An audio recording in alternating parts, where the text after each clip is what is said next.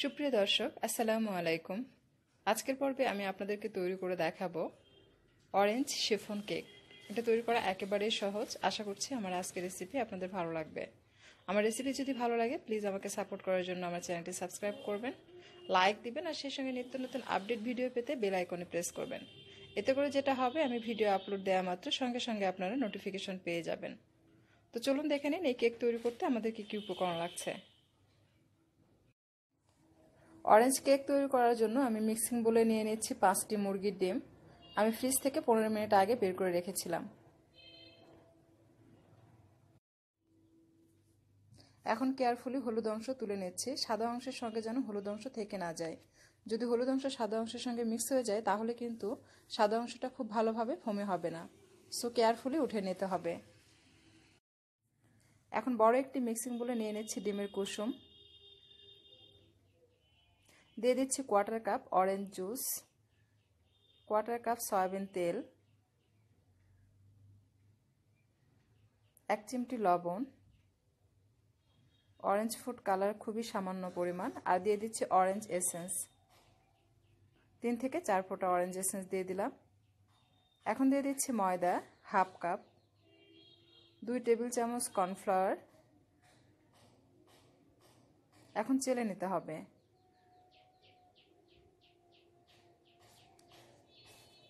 চেলে নেওয়া হয়ে গেলে হ্যান্ড হুইস্ক দিয়ে এটা মিক্স করতে হবে। তো দেখুন এটা বেশ লিকুইড হয়েছে। এই পর্যায়ে আমি আবারও 1/4 কাপ ময়দা দিয়ে দিচ্ছি। এখানে আমি সর্বমোট ময়দা ব্যবহার করলাম 3/4 কাপ, অর্থাৎ 1 কাপে 4 ভাগের 3 ভাগ। আবারও খুব ভালোভাবে এগুলো মিক্স করে নিচ্ছে। এখন এটা কনসিস্টেন্সি ঠিক আছে, দেখতে পাচ্ছেন এরকম ঠিক হবে। এখন ডিমের সাদা অংশ ফোম তৈরি করব। তো আমি ইলেকট্রিক বিটার দিয়ে বিট করছি। আপনাদের কাছে যদি ইলেকট্রিক বিটার না থাকে সেক্ষেত্রে হ্যান্ড হুইস্ক দিয়ে এটা তৈরি করতে পারবেন। বেশ কিছুক্ষণ বিট করার পর অ্যাড করে দিতে হবে চিনি। আমি এখানে চিনি নিয়েছি 3/4 কাপ, অর্থাৎ 1 কাপে 4 ভাগের 3 ভাগ। একটু একটু করে চিনি দিতে হবে আর বিট করতে হবে। চিনি গলে যাওয়া পর্যন্ত এটাকে বিট করে নিতে হবে। বেশ কিছুক্ষণ বিট করার পর যখন চিনিটা সম্পূর্ণরূপে গলে যাবে তখন অ্যাড করে দিতে হবে লেবুর রস। চিনিটা গলে গেছে, এই পর্যায়ে আমি লেবুর রস দিয়ে দিচ্ছি সামান্য। আবারও বিট করে নিচ্ছে। এখন ডিমের ফোম ময়দার মিশ্রণের সঙ্গে খুব ভালোভাবে মিক্স করে নিতে হবে।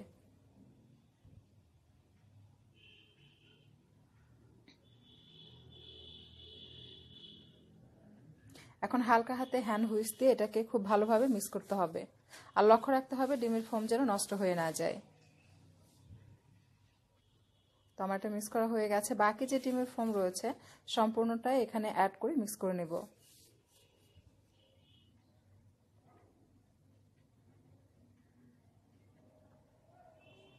আবারও হালকা হাতে হ্যান্ড হুইস্ক দিয়ে মিক্স করে নিচ্ছে। আপনারা চাইলে স্প্যাচুলা দিয়েও মিক্স করে নিতে পারেন। সবসময় একই দিকে ঘুরিয়ে ঘুরিয়ে মিক্স করে নেবেন, তাহলে ডিমের ফোমটা নষ্ট হয় না।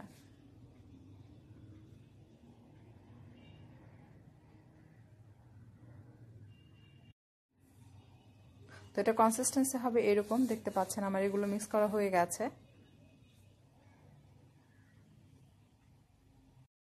কেক বেক করার জন্য নিয়েছি আমি মোল্ড, নিচে ফয়েল পেপার মুড়িয়ে নিয়েছি আর অয়েল পেপার লাগিয়েছি মাঝখানে, দেখতে পাচ্ছেন।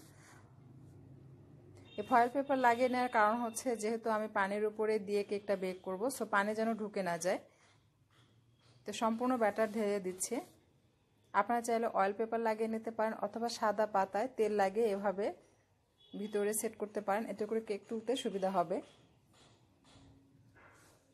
যেহেতু আমার মোলটা খুলে নেওয়া যায় তাই আমি নিচে ফয়েল পেপার দিয়ে মুড়িয়ে নিয়েছি, তাকে ভিতরে পানি ঢুকে না যায় বা প্রবেশ করতে না পারে। এখন হালকা হাতে এটাকে ট্যাপ করে ওভেনে বেক করতে হবে। ওভেনের ট্রের উপরে আমি মোলটি সেট করেছি আর দিয়ে দিচ্ছি গরম পানি। আমি 170 ডিগ্রি সেন্টিগ্রেডে 65 মিনিটের জন্য বেক করব, অর্থাৎ 1 ঘন্টা 5 মিনিট বেক করে নিতে হবে। আপনারা চাইলে কিন্তু চুলাতেও বেক করতে পারবেন। চুলার হাঁড়িতে যে কোনো একটি বাটিতে পানি নিয়ে সেটার উপরে স্ট্যান্ড বসিয়ে তারপরে কেকের মোলটা বসিয়ে আপনারা বেক করতে পারবেন। সেম সময় লাগবে। আমি নিচের তাকে দিয়েছি বেক করার জন্য, দেখতে পাচ্ছেন, আর এটা আমি সরিয়ে রাখছি তাকে কেক ফোলার পর ওটাতে বেজে না যায়। তো আমি এটা বেক করে নিয়েছি আপনার 65 মিনিটের জন্য। আমার এটা বেক করা হয়ে গেছে দেখতে পাচ্ছেন। এখন আমি এটা বের করে নিচ্ছি। টুথপিক ঢুকে চেক করে দেখতে হবে কেকটা হয়েছে কিনা। এভাবে টুথপিক প্রবেশ করানোর পর, বের করার পর যখন দেখবেন যে টুথপিকটা ক্লিন বের হয়েছে, তখন বুঝতে হবে যে কেকটা হয়ে গেছে। এই পর্যায়ে এটা মোল্ড আউট করতে হবে। তো ফয়েল পেপার আমি খুলে নিচ্ছি, দেখতে পাচ্ছেন দুটো লেয়ারে আমি ফয়েল পেপার পেঁচিয়ে নিয়েছি। কোনো কারণবশত যদি একটা ফয়েল পেপার কানা হয়ে যায় বা ছিদ্র হয়ে যায়, সেক্ষেত্রে পানি প্রবেশ করার সম্ভাবনা রয়েছে। আমার মোলটা খুলে নেওয়া যায়, তাই আমি দুটো লেয়ারে ফয়েল পেপার মুড়িয়ে নিয়েছি। আপনার মোলটা যদি সেট করা হয় যে খুলে নেওয়া যায় না, সেক্ষেত্রে কিন্তু ফয়েল পেপার পেঁচানোর কোনোই প্রয়োজন নেই। তো দেখতে পাচ্ছেন খুবই সুন্দর হয়েছে কিন্তু কেকটা। এখন কাগজটাকে সরিয়ে নিচ্ছে। আপনারা নিশ্চয়ই দেখেই বুঝতে পারছেন আমার কেকটা খুবই সুন্দর হয়েছে। তো দেখলেন তো, তৈরি করাটা কিন্তু খুবই সহজ। আপনারা চাইলে কিন্তু এটা খুব সহজেই ঘরে তৈরি করতে পারবেন।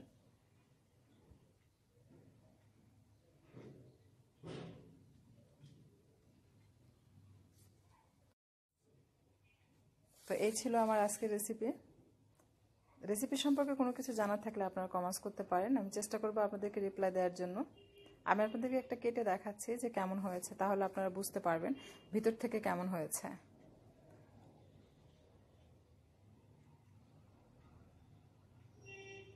আর রেসিপি ভালো লাগলে কিন্তু অবশ্যই একটা লাইক দিবেন। আর আপনারা এখনও যারা আমার চ্যানেলটি সাবস্ক্রাইব করেননি, প্লিজ আমাকে সাপোর্ট করার জন্য আমার চ্যানেলটি সাবস্ক্রাইব করবেন। আর যদি সম্ভব হয় বেশি বেশি শেয়ার করবেন আপনার ফ্যামিলি এবং ফ্রেন্ডসদের সঙ্গে।